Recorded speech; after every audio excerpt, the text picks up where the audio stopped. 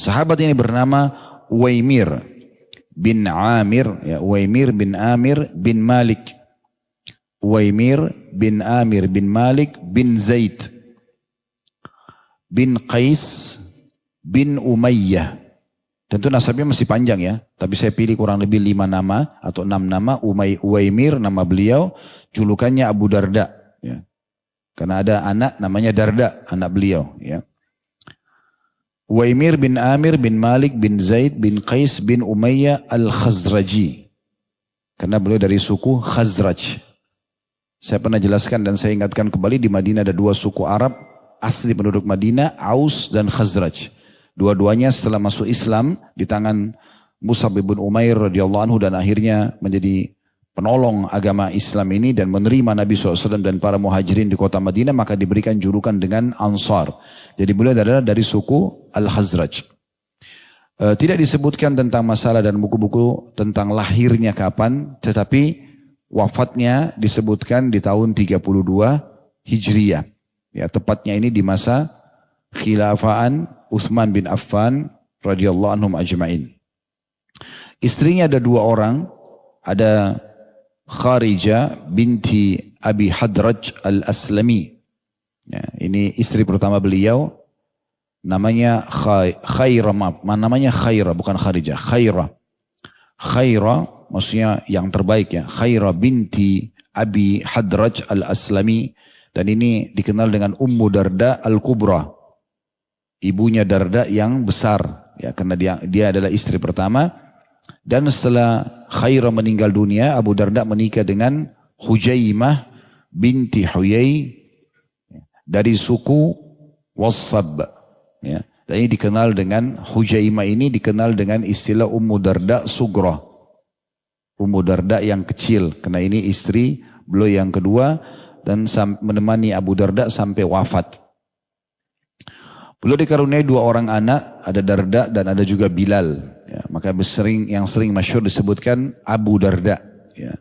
Istrinya juga dipanggil Ummu Darda saking masyhurnya, dan ada anak lain namanya Bilal. Ibunya bernama, tentu ayahnya tadi sudah disebutkan dalam nasabnya. Kalau ayahnya, karena dia namanya Uwaimir bin Amir, berarti nama ayahnya adalah Amir. Nama ibunya Mahabba binti Waqid bin Amir. Ini nama ibunya, Mahabba binti Waqid bin Amir. Beliau kurang lebih meriwayatkan 179 hadis dari Nabi alaihi salatu wassalam. Dan beliau menyaksikan semua peperangan Nabi SAW dimulai dari Uhud sampai Tabuk. Beliau tidak hadir di perang Badr karena beliau belum masuk Islam pada saat itu. Masuk Islamnya justru selepas perang Badr. Jadi beliau sedikit terlambat masuk Islam dan kita akan ceritakan nanti bagaimana prosesi beliau masuk Islam. Dan Nabi SAW setelah beliau masuk Islam mempersaudarakan antara Abu Darda dengan Salman Al-Farisi radhiyallahu anhum ajma'in. Dan dia menjadi hakim atau menjadi gubernur kalau kita sekarang ya di wilayah negeri Syam itu dari masa Umar, kemudian berlanjut sampai masa Utsman bin Affan radhiyallahu anhu ajma'in, dan beliau dikenal dengan hakim yang bijak dan bijaksana, serta juga dia adalah ulamanya Palestina karena memang beliau tinggal di sana. Nabi SAW memberikan julukan kepada manusia terbaik ini dengan Hakimul Ummah atau orang bijaksananya umat ini. Nah, ini kurang lebih nama dan nasab beliau. Awal beliau masuk Islam,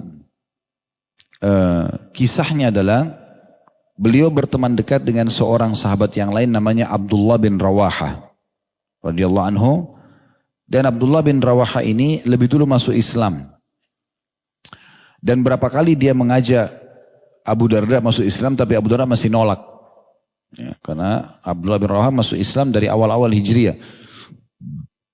Setelah itu, malam demi malam berlalu, Abu Darda tetap bersikuku dengan penyembahan berhalanya. Namun setiap hari, setiap ada kesempatan, Abdullah bin Rawaha selalu nasihatin, selalu ingatkan.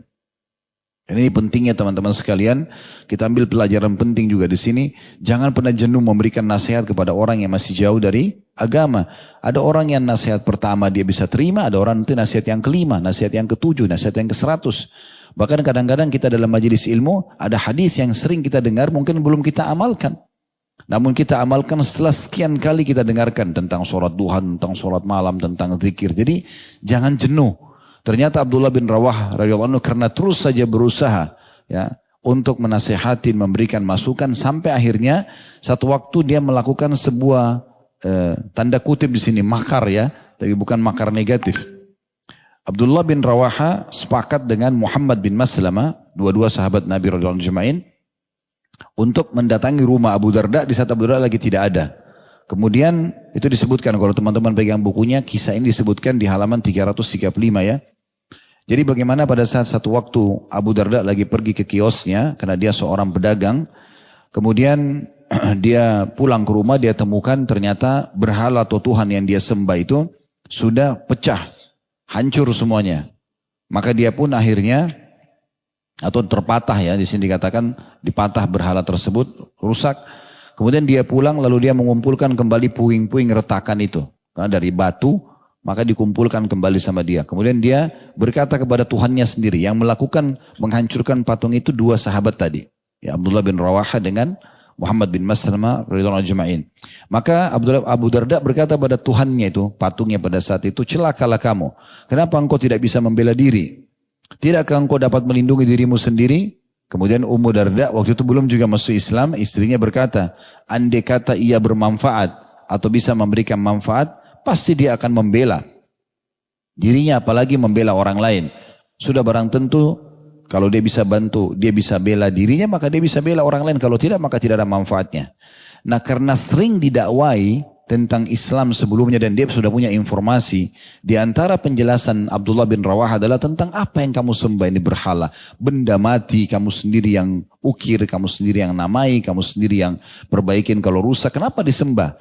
Rupanya dia sudah tangkap itu, cuman dia belum tersentuh untuk masuk Islam. Di saat ini, setelah dia lihat Tuhannya itu hancur lebur, dan kita sudah tahu kalau batu hancur, bagaimanapun mau ditempel kembali tetap ada retak-retakan gitu kan. Jadi sudah tidak layak, seperti tidak pantas untuk dipajang lagi. Maka dia pun berkata kepada istrinya, Ummu Darda, siapkanlah air di tempat mandi, lalu dia mandi, kemudian dia mengenakan baju terbaiknya, kemudian dia pun pergi menghadap kepada Nabi SAW. Karena memang ini dia sudah dengar semua nih tentang Islam, dia sudah tahu berarti ini yang dibahas oleh sahabat dia Abdullah bin Rawaha. Maka dia ingin masuk Islam, dan salah satu yang disunnahkan kalau orang masuk Islam adalah mandi terlebih dahulu, kemudian dia masuk Islam ya. Walaupun orang juga bisa lakukan setelah syahadat kalau dia belum sempat ya. Kemudian Abdullah bin Rawaha sedang duduk bersama Nabi SAW, lalu beliau berkata kepada Nabi, ya Rasulullah, sepertinya Abu Darda sedang mencari kami ya.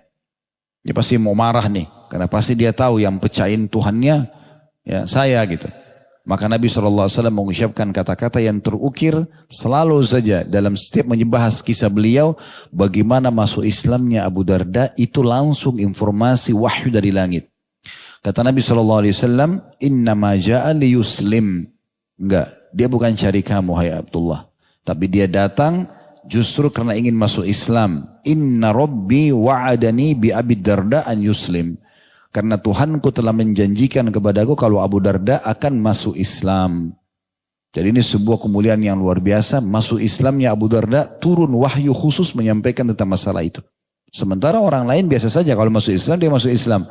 Ya, dia syahadat. Tapi ini khusus Nabi SAW mendapat informasi kalau Abu Darda akan masuk Islam. Dan itu dijanjikan oleh Allah Subhanahu Wa Taala kepada Nabinya Muhammad SAW. Abu Darda ini disebutkan oleh Sa'id bin Abdul Aziz bahwasanya masuk Islam pada peristiwa perang Badr. Ya. Kemudian ia ikut dalam peperangan Uhud.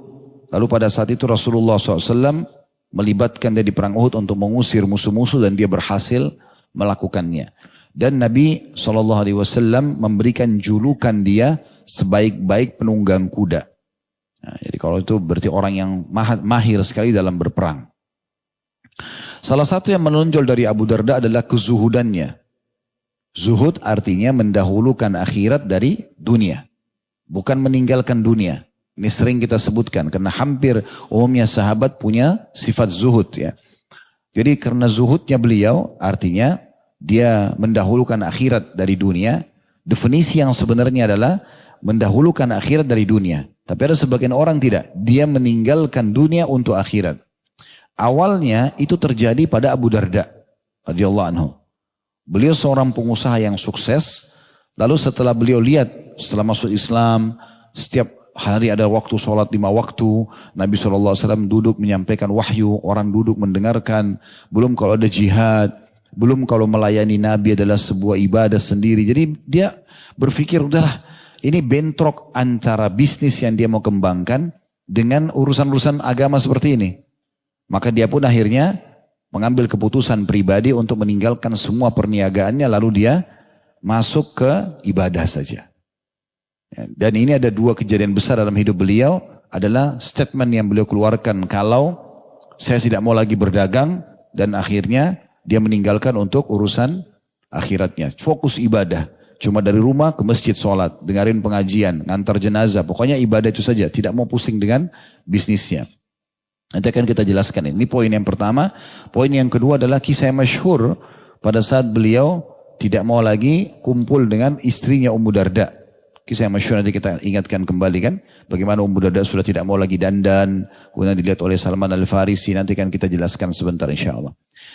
Imam Az-Zahabi rahimahullah menanggapi tentang keputusan Abu Darda ini. Tentu bukan menyalahkan, bukan. Tetapi memang keputusan Abu Darda ini diluruskan oleh Nabi SAW. Sehingga sekaligus juga kita meluruskan tentang makna definisi zuhud yang disalahfahami oleh sebagian orang.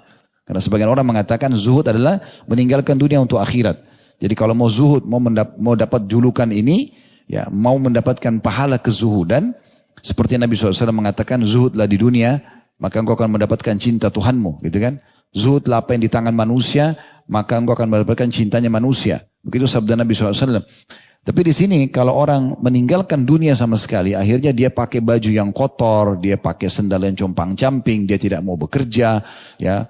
Selalu duduk di masjid aja, tidak pernah mau beraktivitas, tidak mau interaksi sama orang. Ada sebagian orang karena ingin menyelamatkan kezuhudan yang dia fahami secara salah, dia pergi ke gunung, tinggal sendirian gitu kan, sampai dia meninggal dunia karena takutnya berbuat dosa. Nah ini poin yang diluruskan gitu. Ternyata tidak seperti itu. Karena dunia ini memang kita laluin. Bahkan kata Nabi SAW dalam hadis yang sahih, orang yang berinteraksi ya, dengan manusia dan melalui suka duka dengan mereka, itu lebih afdal daripada orang yang menyendiri dan tidak berinteraksi sama mereka. Jadi gangguan-gangguan orang pun, kayak orang fitnah, orang ghibah, ya, ataupun ada mungkin orang diganggu secara fisik, itu ada nilai pahala sendiri. Dan itu lebih afdal orang mukmin yang berbaur seperti itu dibandingkan dia menyendiri di gua, di gunung misalnya ya. Karena ingin misalnya dia sendirian, zuhud. Kecuali memang sedang terjadi hal-hal malapetaka ya. Fitnah yang besar sehingga dia menyendiri itu beda. Tapi kalau kayak kita sekarang tidak ada urusannya dengan masalah itu. Oleh karena itu Imam Az-Zahabi rahimahullah mengatakan, menurutku itu disebutkan di halaman 337 ya. Lebih utama dalam menggabungkan antara kedua hal tersebut bersama jihad. Berniaga tetap, ya. Berdagang tetap, bekerja, cari rezeki karena ini juga ibadah. Sekaligus juga kalau ada jihad, dia berjihad. Dan yang dikatakan ini adalah jalan sekelompok salaf. Ya, maksudnya ini adalah pilihan para kaum salaf ya. Tidak diragukan lagi bahwa tabiat manusia berbeda-beda dalam hal itu. Maksudnya ada manusia memang yang bisa membagi waktu, ada juga manusia yang mungkin lebih kurang daripada itu. Kemudian beliau mengatakan sebagian mereka mampu untuk menggabungkannya dan harusnya ini menjadi contoh seperti Abu Bakar As-Siddiq, Abdurrahman ibn Auf radhiyallahu anhum ajma'in, dan juga dari kalangan tabi'in Abdullah bin Mubarak rahimahullah, seorang ulama tabi'in yang masyhur dengan kekayaannya dan juga kepintarannya. Namun sebagian lainnya tidak mampu, lalu membatasi diri dengan ibadah saja, dan sebagian lainnya mampu pada permulaannya kemudian tidak mampu melanjutkannya atau sebaliknya. Semua itu dapat terjadi, akan tetapi haruslah diperhatikan untuk memberikan hak-hak istri dan keluarga yang harus dinafkahi. Artinya Imam Az-Zahabi menyebutkan ada levelnya nih. Ada orang yang paling bagus dan itu yang harus dijadikan target setiap muslim. Dia menggabungkan dunia sama akhiratnya. Bagaimana dia maksimal di dunia, punya sumber pendapatan, punya nama yang harum, punya jabatan yang baik misalnya, yang baik, tidak ada penghalangan agama dengan urusan akhiratnya, tidak pernah ketinggalan urusan ibadahnya kepada Allah SWT. Ini yang terbaik. Seperti Abu Bakar sama Abdurrahman tadi yang disebutkan oleh beliau radhiyallahu anhu majma'in. Kemudian yang kedua adalah tentang masalah ada orang yang mungkin bisa menggabungkan, ya, tetapi dia tidak bisa kuat di antara dua-duanya. Misalnya ibadahnya kurang, pendapatannya juga kurang, tapi ini juga masih oke, gitu kan. Ada juga orang yang di bawahnya lagi, dia tidak bisa urusan dunia karena dia hanya bisa fokus kepada urusan akhirat. Ini juga terjadi gitu. Tapi dalam bahasan ini yang terbaik adalah yang pertama. Yang terbaik adalah yang pertama. Dan semua orang memiliki waktu yang sama 24 jam, harusnya semuanya bisa melakukan hal tersebut. Abu Darda ini, kejadian yang keduanya, kejadian yang pertama tadi statement itu. Kejadian kedua adalah karena cintanya sama ibadah, senang sekali dulu di masjid aja. Pokoknya ibadah aja, apa yang sedang dibedakan ibadah. Dan dia tidak memandang ini untuk duduk sama istri, ngobrol, ya, maaf, bermesraan misalnya, atau dengan anak-anak, ya. Itu nggak penting. Yang lebih penting yang lain. Sehingga dia betul-betul meninggalkan istrinya di awal-awal dia menerapkan kezuhudan dalam hidupnya ini. Dan itu kisah yang masyhur, ya, yang sudah tidak asing lagi, riwayat-riwayat yang sahih diriwayatkan Bukhari, ya, dan beberapa juga ulama hadis yang lain disebutkan bahwasanya Abu Darda menyibukkan diri dengan ibadah hingga ia melupakan bagian dirinya dari setiap kesenangan dunia, melupakan hak istrinya dalam kurung Ummu Darda. Nabi SAW telah mempersaudarakan antara Salman Al-Farisi dengan Abu Darda radhiyallahu anhuma. Suatu ketika Salman datang mengunjunginya dan ia mendapati Ummu Darda dalam keadaan lusuh. Ya. Maka Salman berkata kepada Ummu Darda, ada apa denganmu? Maksudnya seakan-akan, bukankah kamu tahu kalau di dalam Islam perempuan harus dandan depan suaminya, harus menarik sehingga suaminya selalu datang dan merasa terpenuhi kebutuhan biologisnya. Maka kata Ummu Darda, sungguhnya saudaramu Abu Darda tidak lagi membutuhkan dunia. Ia menghabiskan malam harinya untuk sholat. Jadi Abu Darda itu mulai dari ba'diyah Isya, pulang ke rumahnya, tidak pakai tidur, langsung sholat malam sampai subuh. Besok paginya, setiap siang hari, sepanjang hari, dalam 1 tahun semuanya puasa. Lalu datanglah Abu Darda, lalu di tempat tersebut, dan kebetulan juga Salman masih di situ, dan Salman Al-Farisi, ya, dijamu oleh Abu Darda, disuguhkan makanan. Maka berkatalah Salman kepadanya, makanlah. Makan bersama. Kata Abu Darda, aku sedang puasa. Kata Salman, aku bersumpah atas nama Allah, kamu harus berbuka. Itu puasa sunnah, berbuka. Karena aku adalah tamu, wajib kamu layani. Lalu ia pun akhirnya makan bersama Salman. Kemudian Salman bermalam di rumahnya pada hari itu. Dan setiap kali Abu Darda persiapan untuk sholat malam, dia hanya masuk kamar ganti baju terus keluar ke ruang tamunya untuk sholat malam, maka ditunggu oleh Salman. Dan Salman mengatakan, masuklah, berikanlah hak istrimu, gitu kan. Kemudian dia keluar lagi, ditegur lagi, begitu terus sampai tertinggal sepertiga malam, barulah Salman mengatakan kepada Abu Darda, sekarang kalau ingin sholat, sholatlah. Dalam riwayat ini disebutkan mereka sholat berdua sampai menjelang subuh baru sama-sama ke masjid. Nah, pada saat selesai sholat malam sebelum ke masjid sholat subuh, Salman menitip pesan. Karena memang Salman ini lebih berilmu daripada Abu Darda, ya. Bahkan Salman Al-Farisi diberikan julukan ulamanya juga para sahabat, ya. Yang beliau memang sangat berilmu. Dia mengatakan, inna li jasadika alaika haqqa. Ketahuilah wahai Abu Darda, jasadmu itu punya hak. Harus kamu istirahat juga. Tapi jangan berlebihan, ya. Wali rabbika alaika haqqa. Tuhanmu juga punya hak. Ada saatnya kamu sholat. Ada saatnya kamu berikan hak Tuhanmu. Wali ahlika alaika haqqa. Dan istrimu juga dan keluargamu juga punya hak. Sum wa aftir. Kalau kau ingin puasa pun, puasa sehari, buka puasa sehari. Maksudnya puasa Daud, ya. Wasalli wa'ti ahlak. Salat, tapi juga gaulilah istrimu. Saya datang berkumpul dengannya. Wa'ati kulladhi haqqin haqqa. Dan berikanlah semua haknya. Setelah menyampaikan ini, ya, Abu Darda selepas salat subuh, ya, bertemu dengan Nabi SAW, mendekati beliau dan menyampaikan apa yang telah Salman lakukan, gitu kan. Seakan-akan Abu Darda ini terganggu dengan keputusan Salman. Masa saya lagi puasa disuruh buka puasa, gitu kan. Masa saya lagi istirahat, mau sholat malam disuruh istirahat, temani istri saya. Bagi Abu Darda nggak penting itu. Maka ternyata Nabi SAW mengatakan di penutupan hadis, ya Abu Darda, inna li jasadika alaika haqqa mithla ma qala laka Salman. Wahai Abu Darda, sesungguhnya memang jasadmu memiliki hak, ya. Oleh karena itu benar apa yang atau seperti yang diucapkan Salman kepadamu. Di sini Nabi SAW tidak ulangi lagi Tuhan mau punya hak, luar punya hak, tapi memang ya Nabi SAW membenarkan sikap atau penyampaian daripada Salman Al-Farisi.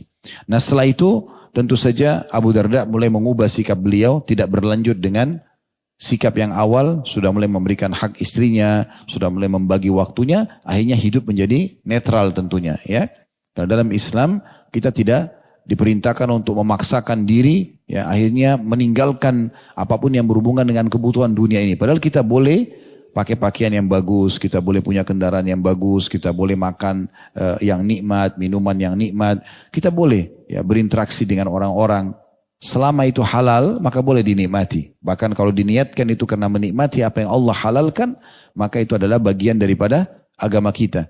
Pernah Nabi SAW melihat ada seorang sahabat sedikit berantakan penampilannya, lalu Nabi SAW tanya, apa kau punya harta?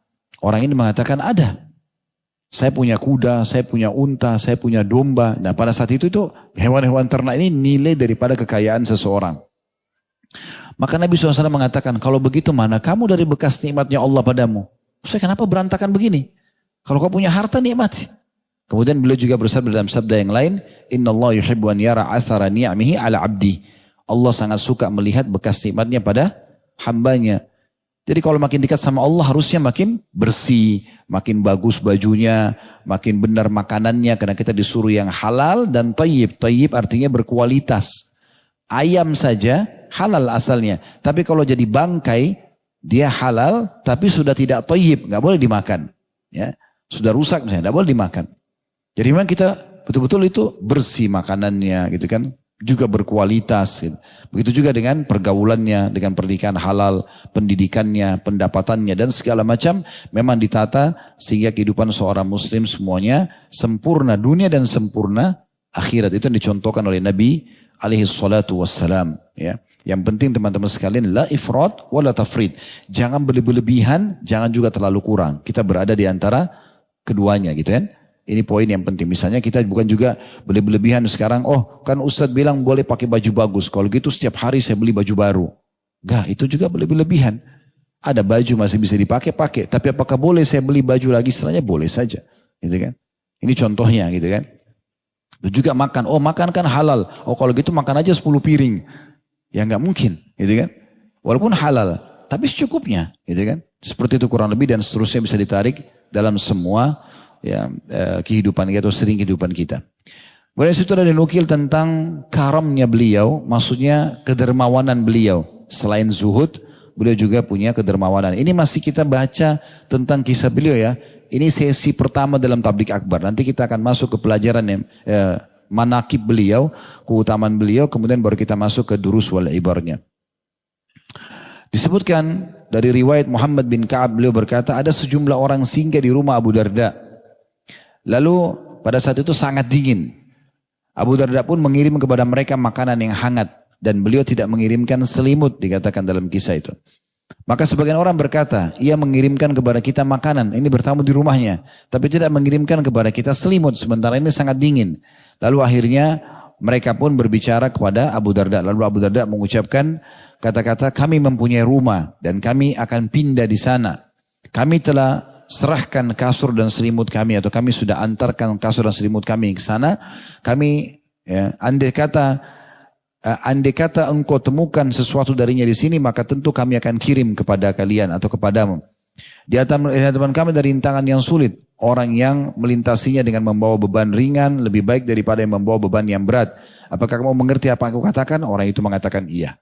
Maksudnya adalah di sini yang kita ambil bagian daripada kedermawanan beliau. Pada malam itu ada tamu yang datang di musim dingin, maka beliau menghidangkan makanan yang terbaik beliau miliki, tapi beliau memang tidak sediakan selimut.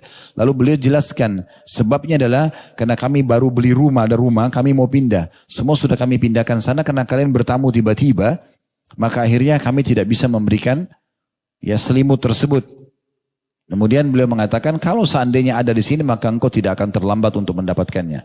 Apakah kamu sudah paham ini maksudnya? Maka orang itu mengatakan iya. Jadi dari sini juga sebuah pelajaran penting ya untuk mengetahui tentang masalah menghormati tamu, kita memberikan yang terbaik. Dan ingat, di saat kita melakukan satu perbuatan benar, kalau ditanya dan melakukan perbuatan salah, kalau ditanya jawab. Contoh, kalau orang mau pergi ke masjid misalnya, kita lagi keluar mau ke masjid nih. Lalu kemudian ada orang tanya, mau kemana Pak? Mau kemana akhi? Saya kalau jawab riak nih nanti. Jadi nggak dijawab. Orang kan jadi bertanya-tanya, mau kemana? Kan lagi ditanya, garis bawah itu ya. Kalau kita lagi ditanya kita jawab, tidak ada hubungannya sama riak. Nggak ada hubungannya sama riak gitu kan. Sekarang kita lagi bawa harta kita ingin sedekahkan. Memang kebetulan dilihat. Misal Anda di kantor, ada teman-teman di kantor lihat. Atau Anda seorang atasan, ada bawahan yang lihat. Kemudian akunting atau apalah ya, yang finance misalnya di kantor tahu, tanya, lalu bertanya misalnya, ini uang saya catat sebagai apa misalnya? Oh ini saya akan berikan bantuan ke yayasan ini. Tidak ada hubungannya sama ria, orang lagi bertanya, gitu kan? Kita lagi pakai pakaian travel di bandara mau berangkat, ditanya mau kemana? Ini kalau saya jawab ria nih, gimana caranya? Orang sudah mau berangkat, orang sudah tahu semuanya. Oh mau umrah insya Allah, selesai. Yang penting ditanya. Ria itu tidak ditanya, ceritain. Tahu nggak? Saya minggu depan mau umrah. Nah, nggak ada orang yang nanya. Nah itu baru ria. Kamu puasa nggak? Oh saya puasa. Tiba-tiba aja, nggak ada yang nanya. Nah itu baru ria, kan gitu. Jadi perlu difahami. Kalau ditanya jawab. Kenapa hadiri pengajian Blok M? Oh karena ini. Kita jawab. Kalau saya jawab ria ini, nggak bisa. Jelasin. Mungkin jadi sebab dakwanya orang kan gitu. Begitu juga kita kalau berbuat salah, ada orang misalnya, ini kita kasih contoh saya, kalau orang mencuri, lalu ditanya, kenapa mencuri? Jawab saja, gitu kan? Karena memang hukuman akan berbeda sesuai dengan uzurnya. Kalau itu profesi dia, maka kena hukuman potong tangan. Tapi mungkin ada orang mencuri karena dia kelaparan. Kalau dia tidak curi makanan, dia bisa mati. Anaknya mati kelaparan, kan beda kasusnya.